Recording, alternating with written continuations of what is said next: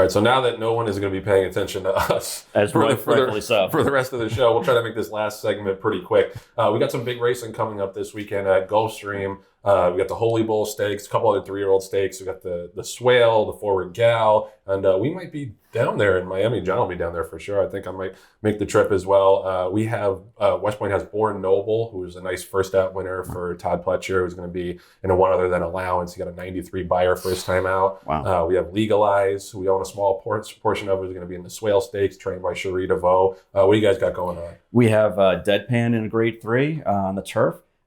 We have Golden Ghost looking to make 3 wins in a row in the grade 3 on the turf. And then the big horse, we weren't sure that we were going to run Hades in the Holy Bull because, quite frankly, we didn't want to run against Fierceness. Mm-hmm. But we went ahead and entered him. He got a great post. He's in number 1 hole. Looks like we're primarily the speed, and Paco is going to ride him again. The horse is undefeated, 2 for 2, and we'll see if we can get lucky. But we will be down there in Miami on Saturday. Hell yeah. And I think that race has turned out to be pretty live. Like a couple of horses that were behind him that day have come back to win. So really excited to see what he can do. Obviously, Fierceness is the horse to beat, but you never know. First time off the layoff, what they're going to bring. I can tell you honestly from dealing with 2-year-olds to 3-year-olds, sometimes they don't make that jump. Sometimes they peak at 2. Now, I think that the horse has got a tremendous amount of talent, and he ran like 103 buyer when he won the Breeders' Cup. So certainly, he could even bounce or not run to that level and still probably win this race.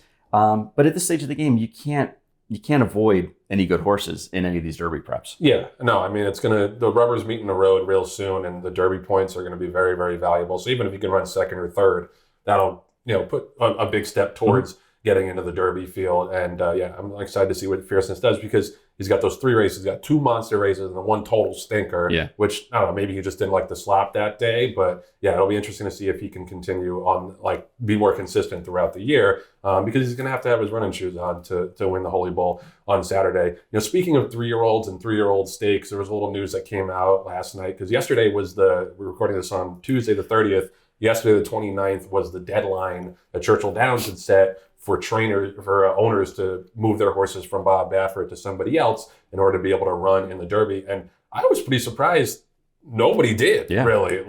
Starlight didn't do it. Balmacourt didn't do it. Doesn't look like the Pegram and Watson and them are going to do it. Right. That's shocking to me that they would have that amount of loyalty to Bob Baffert and skip on a chance to run in the 150th Kentucky Derby. I mean, say what you will about Bob, and I've said plenty of things about him, but he clearly has very strong relationships with these owners that they're willing to kind of fall on the sword for him. What was your reaction? No, quite. I had the exact same reaction, and I thought about it, Joe, as to if one of our trainers was in a similar position, what would we do? And I can understand why the owners are siding, with their trainer in this case. And you can, again, we've been very harsh on Bob Baffert over the years, and I'm unashamed about it. I think deservedly so. Deservedly so. Most cases. And again, Gamine was one of my favorite horses, of the past 20 years. So, I was following her with great interest.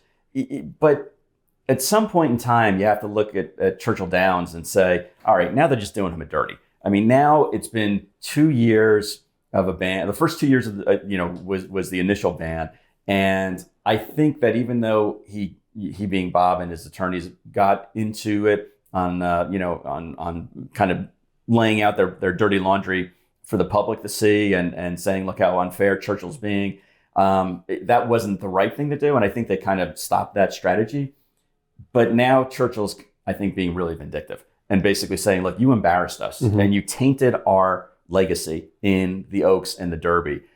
So we're going to continue to kick this down the road and have you be sanctioned and suspended. So, I understand where both parties are coming from, but I think at a certain point in time, you have to say, the guy did his time. This is what you said his sentence was. He did it. And now you got to move forward. So I give the owners a lot of credit for basically eschewing and saying, we are going to bypass the Kentucky Derby altogether, and the Kentucky Oaks for that matter. And see if we can, win some of the other races and basically take a little bit of the luster away from those, from the Derby and the Oaks. Now, that being said, again, Twitter is its own monster. And certainly people are saying, oh, without Bob Baffert and his horses there, it's going to be, a tainted, race, and they shouldn't even run it without the best horses all time. I don't think they're going to put an asterisk next to the winner of the 150th Kentucky Derby because Bob Baffert's horses weren't in there. Very easily horses get hurt. So whenever you win a big race like that, or they get scratched, the morning of because of a illness or they can't run, nobody says, well, that horse wouldn't have won if this horse was in it. You go with, you kind of run with the horses that are in the race, and you can't be apologetic about it. If you win the Kentucky Derby, you win the Kentucky Derby. It means that you were the best horse on that day as a 3-year-old.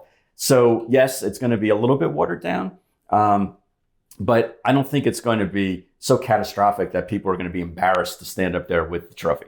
No, of course not. The Kentucky Derby is still the Kentucky Derby, but like you were saying, we said this before, for them to extend the ban on him when there was no new information, like kind of said it all in terms of what their true motivations were. Right. And yeah, I got to tip my hat to Baffert's owners. Like, there's a lot of guys I don't agree with. I think amongst that crew, a lot of guys that crew. Yeah. But yeah, it's taking a stand against something they feel is unjust. So I'm always in favor of that. And yeah, I mean, like I said last week, like 2025 comes around, I don't want to hear about this anymore. Like, can we all just move on from something that happened in 2021? I think it's best for Baffert, it's best for Churchill, it's best for the sport.